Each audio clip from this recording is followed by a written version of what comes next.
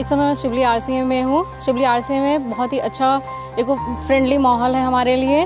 यहाँ का एडमिनिस्ट्रेशन बहुत सपोर्टिव है। हमें रेगुलर क्लासेस प्रोवाइड की जाती हैं, CSAT की, ऑप्शनल की, GS की, सबकी क्लासेस भी दी जाती हैं। उसके साथ साथ हमें GS के लिए, ऑप्शनल के लिए, सभी के लिए मेंटर्स अलग से दिए गए हैं। इससे पहले हज हाउस में था, जहाँ मुझे पता चला कि आजमगढ़ पेट्रोन के द्वारा एक शिवली RCA का इनिशिएटिव लिया गया है। फिर मैंने यहाँ एंट्रेंस दिया, मैंने क्वालिफाई करके यहाँ पे एडमिशन लिया। बहुत क्यूरियोसिटी थी RCA कैसा होता होगा।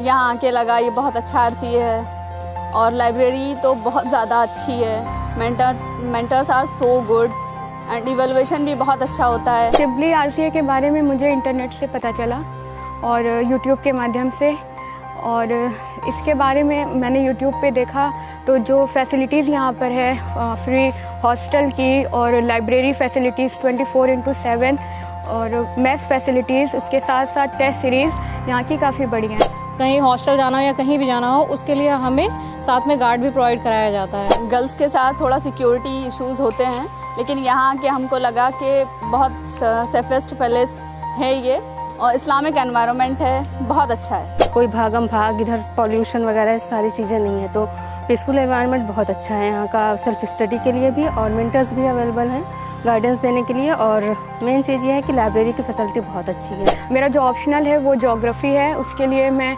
आंसर राइटिंग कर रही हूँ। उसके साथ साथ मेंस की भी आंसर राइटिंग यहाँ पर जो चलाई जा रही है उसको मैं रेगुलर फॉलो कर रही हूँ। गर्ल्स के लिए अलग मस्जिद का इंतज़ाम है और बहुत अच्छा है पूरा मस्जिद सब कुछ। शिवली RCA के जो मेंबरान है, जो मैनेजमेंट है, आए दिन यहाँ पे हम लोगों के बेहतरी के लिए मोटिवेशन के लिए टॉपर्स को बुलाते हैं। यहाँ आने से तो मुझे थोड़ा सा डर था कि आजमगढ़ में है, शिवली RCA फर्स्ट टाइम शुरू हो रहा है, पता नहीं अच्छा हो या ना हो, लेकिन आने के बाद यहाँ हम लोगों से सजेशन भी लिया गया। लोग बोलते हैं कि सिविल सर्विसेज के लिए दिल्ली जाना ज़रूरी होता है, लेकिन यहाँ पे आने के बाद हमको ऐसा लगा कि दिल्ली जाना ज़रूरी नहीं है। जो भी ऑप्शनल हो, चाहे GS हो, हर चीज़ के लिए अच्छी क्लासेस दी जाती हैं, मेंटर्स दिए जाते हैं, हमारी कॉपी आंसर्स को एवोल्यूशन किया जाता है, और उसके साथ साथ यहाँ आने के बाद बिल्कुल ये नहीं फील हुआ कि हमें दिल्ली जाने की ज़रूरत है। सब कुछ हमें एक प्लेटफॉर्म पे यहाँ एक ही जगह मिल रहा है। यहाँ पे आए तो हम लोगों ने सोचा कि आजमगढ़ कैसा होगा, वहाँ के मेंबर कैसे होंगे, कैसी फैसिलिटीज़ देंगे जब, लेकिन यहाँ आने के बाद हम लोगों को पता चला कि यहाँ की फैसिलिटी जो कि मतलब वर्ल्ड क्लास लेवल की बेहतरीन फैसिलिटी है। हमको सबको फ्रेंडली रहते हैं, हमारे सर, हमारे मेंटर, हमारे मैनेजमेंट सब कुछ हमको गाइड करते हैं और हर स्टेप पे हमको मोटिवेट करते हैं, प्लस हेल्प करते हैं। एक तहसील मैम भी आई हुई थी जो खुद सिलेक्टेड हैं, तो उन लोगों ने भी काफ़ी कोऑपरेट किया, हम लोगों से पूछा, गाइड भी किया। तो यहाँ पे उस हिसाब से मुझे लगता है UPSC के रिक्वायरमेंट के हिसाब से फर्स्ट टाइम ही शुरू हुआ है, लेकिन बहुत अच्छा शुरू हुआ। शिवली का ये चमन है, शिवली का ये चमन है, शिवली का ये चमन है, शिवली का ये चमन है। ये फिक्र कौम मिल्लत, ये अज़मत वतन है, ये फिक्र कौम मिल्लत, ये अज़मत वतन है।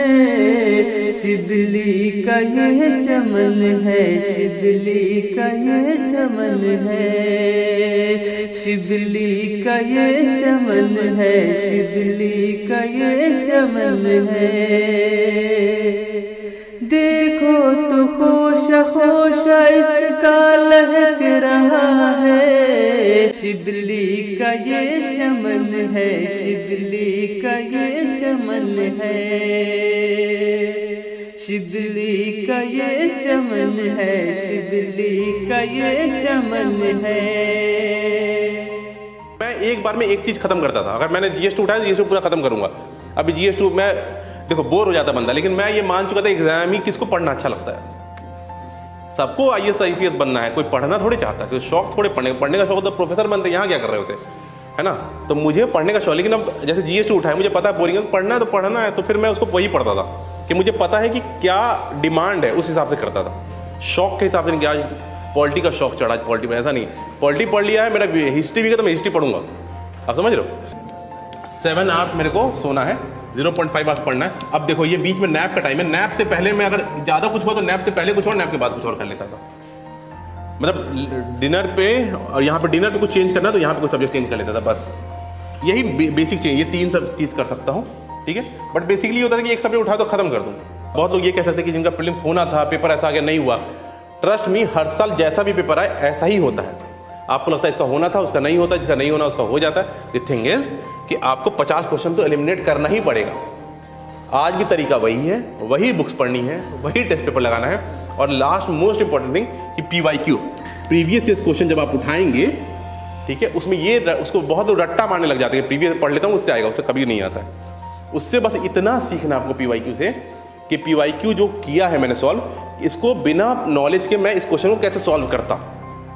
सेम काम आप तो कोई तस्वीर लगा रहे हो, उसमें यही करना है कि बिना पढ़े, बिना नॉलेज के मैं इसको कैसे सॉल्व करता। यही करना मेरे भाई।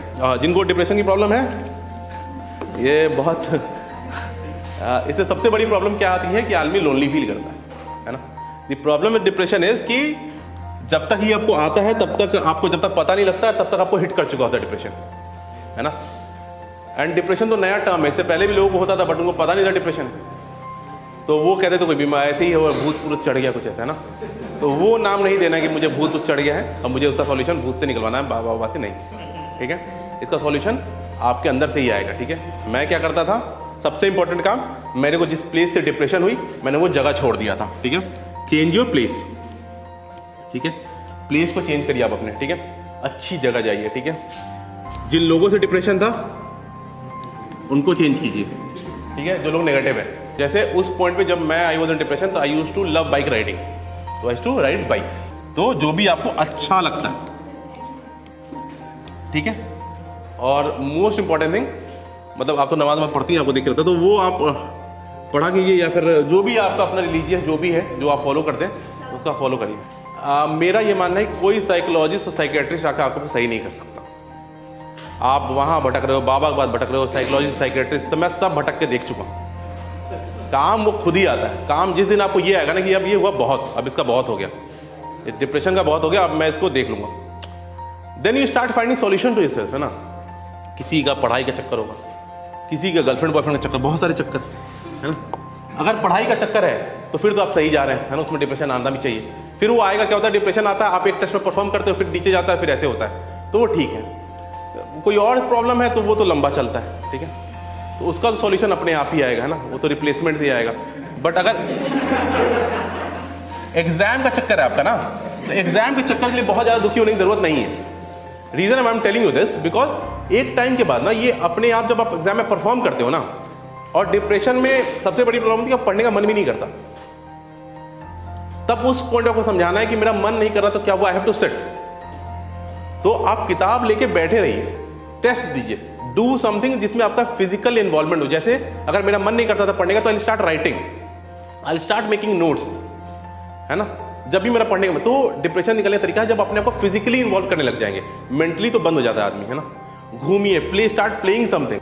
If you are working hard तो just be honest to yourself, कहीं तो होंगे, आज नहीं तो कल होंगे, है ना। बस ये चमन है, शिवली का ये चमन है, शिवली का ये चमन है, शिवली का ये चमन है। ये फिक्र कौम मिल्लत, ये अज़मत वतन है, ये फिक्र कौम मिल्लत, ये अज़मत वतन है। शिवली का ये चमन है, शिवली का ये चमन है, शिवली का ये चमन है, शिवली का ये चमन है।